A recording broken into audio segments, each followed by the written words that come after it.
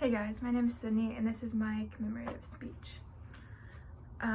So did any of y'all know someone who is just an all-around good person?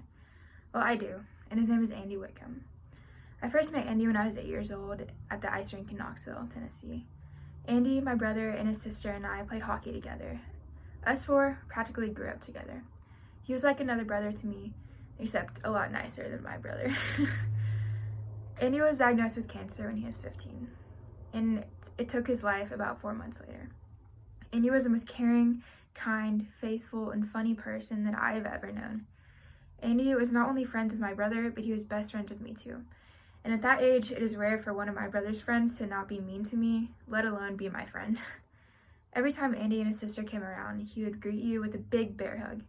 A bear hug is not just one of those pat on the back kind of hugs. It's a genuine, all-around body hug. And that is the best kind of hug that you can get. While attending his funeral, listening to the way that Andy impacted everyone around him, I started to realize how many lives he really touched, including mine. Andy loved life and every bit of it, in every bit of those 15 years. He never let anyone steal his joy. One thing that really stood out to me about Andy was how much of a heart he had for other people. This showed in his friendships, his youth group, hockey and cross-country team, and much more that he did. He had a passion for his faith and was selfless at heart. He was just a good person.